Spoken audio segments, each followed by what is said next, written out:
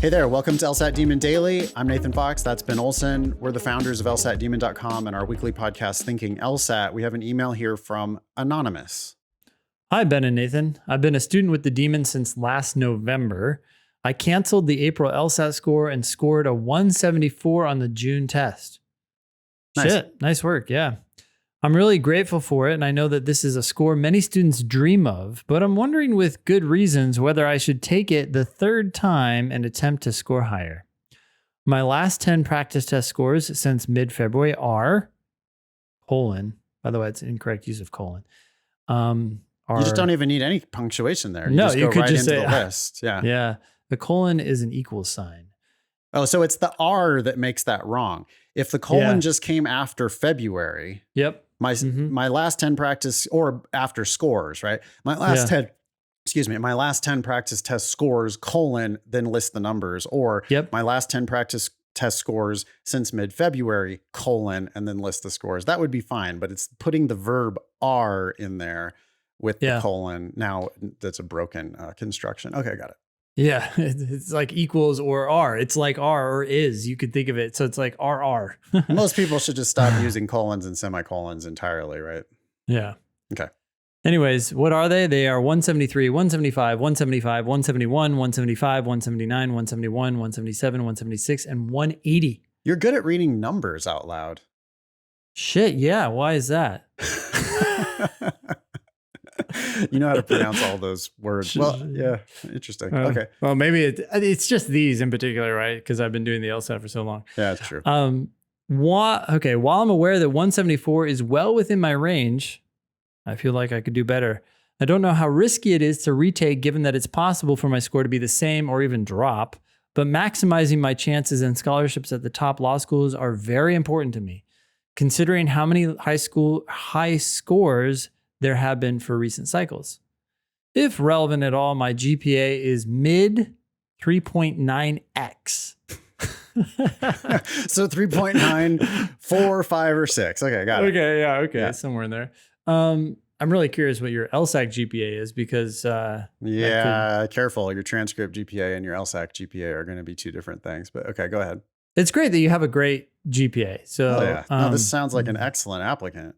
Yeah. Should I take the risk and shoot for the stars, or is it better to be happy with my score and work on the other aspects of my application? This is a challenging dilemma for me, and any advice you can give me would be greatly appreciated. I'm so glad you wrote in, Anonymous. We can make this dilemma extraordinarily easy for you. The answer is yes. Yes, take it again. Okay. I was going to say, because like I'm looking at these data points, these are 10 practice test scores, and of the 10, we have a 175, another 175, another 175, a 179, a 77, a 76, and an 80. So we're looking at 7 out of the last 10 that are higher than your 174. So yeah, you're a good bet to better that 174. And you acknowledge that 174 is well within the range. I hope that you acknowledge that 171 is also well within that range, right? You scored 171 twice in your last 10. So it's very possible that you're going to put a 171 on record. Or even a 169. I mean, that's possible. Right. I wanted to expand that and say, we're not seeing the whole range. We're seeing selected data points within the range. So there are probably 169s and 170s that would also pop up from time to time. But if 7 out of your last 10 are better than your best score on record, then you're a real good bet to score higher. If you do take it again and score lower, I would encourage you to take it again. And you have 3 more attempts. So yeah, here's the thing is it's a lopsided bet, right? Yep. If your score goes down, nothing really happens. But if your score goes up, you have just 1. So a lot potentially.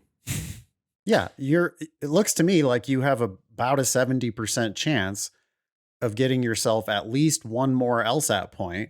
And we believe that 1 more LSAT point is worth $10,000 in law school tuition, or opening the doors to even better schools, right? You're going to be applying in the top 14, obviously, because you're a great candidate. But I think you're correct to worry about LSAT inflation. When I saw that 174 10 years ago, I see 174 and I go, oh, so solidly within the 99th percentile. Now, when I see 174, I go, I wonder if that's still in the 99th percentile. Yes. Because we know that that's, the 99th percentile has been edging up. And it wouldn't surprise me at all if 99th percentile is now 175 or 176. Yeah. So but you have a lot of those really great scores. Elite just ain't what it used to be, I guess. And 174 used to be like, holy shit, that's awesome. And I still say, great. That's fantastic. And if you had to stop at 174, or if you took it 3 more times and you scored 173 all 3 of those times, whatever, you're still a 174. Like, there's just no downside. Yeah. Schools in the United States don't average. And even in Canada, it's only a few schools that average. Most schools are just going to be looking at your highest score. I don't even think there's any risk, Anonymous. I think it's just your range is better than your highest score on record. Clearly take it again. Yep. If you took it again and got a 175, I still might look at that range and go, well, you've got a 179, a 177, a 176, and a 180 within your last 10. Probably take it again. I think so. Yeah. For sure. You have scores that are 5 points higher. Yeah. Than a 175. 5 points higher. It's not just like 1 point is possible, but it's possible to get 5 points higher than that 175 or 6 points higher than your 174. And you're clearly capable of it. Are you going to do it definitely the next time? No, because you're going to get another data point within that range.